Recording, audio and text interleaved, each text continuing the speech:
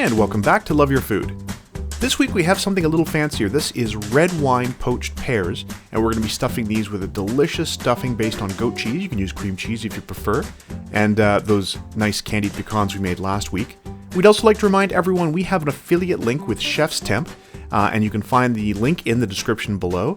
Use code LOVEYOURFOOD at checkout to get 15% off your purchase of a new kitchen thermometer.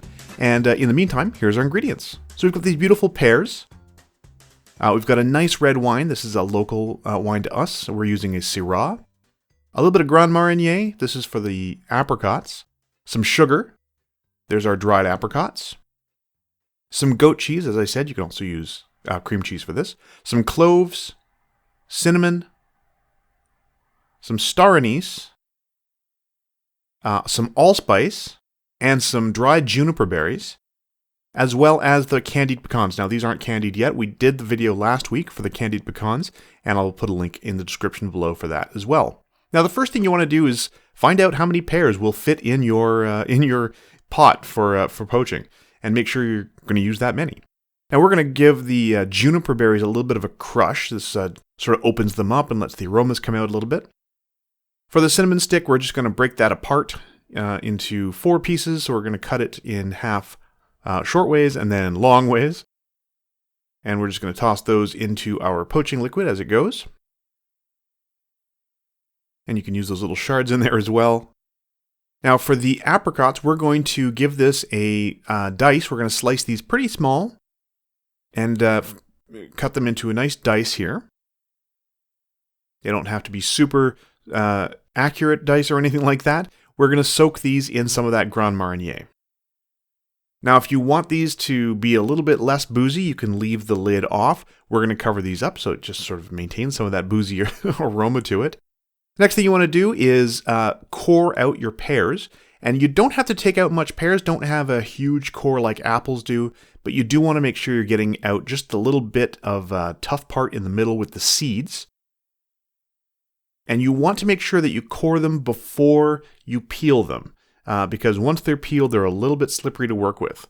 So once they're cored, we're going to start getting our poaching liquid ready. So we're getting all our spices, the sugar, and we're going to pour the red wine into that.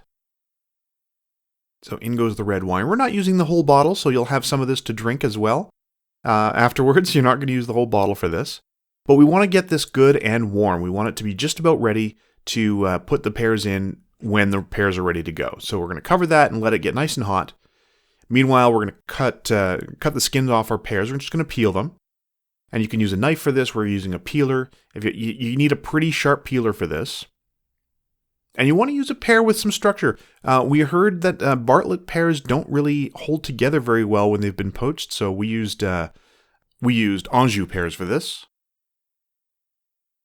And then you want to get them into that poaching liquid. Now, the nice thing about using red wine is you will be able to see which side has been poached more and which sides haven't, because the wine will really stain them.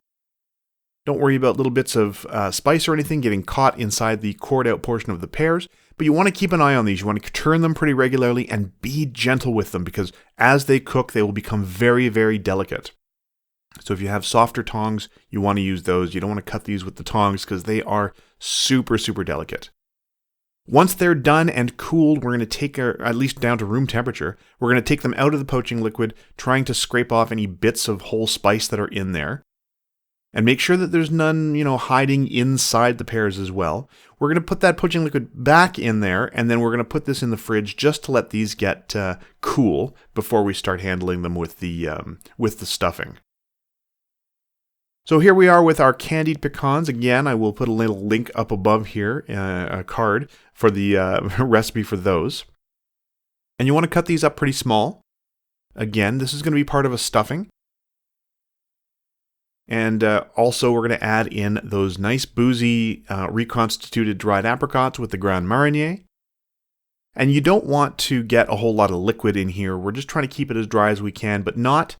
We're not trying to squeeze them out either. We still want some of that nice Grand Marnier in there. You can use brandy or whatever you like in there. So in goes our goat cheese. And again, if you prefer to use cream cheese, you can use a little bit of cream cheese in there instead. We're using goat cheese. We really felt like the tartness, that slight sour tang of the goat cheese really sort of brought this the flavors all together. So you want to mix it all together until it's well combined, so you can see it here. So that's the pecans and the reconstituted dried apricots. And here we go. We have our nice, cool poached pears. Again, super, super delicate. You want to be very, very careful with these. And you just want to gently stuff as much as you can in there. You want to try and get that filling really up in there. Also, again, you want to make sure that there's not pieces of full spice inside the pears or stuck to the inside or anything.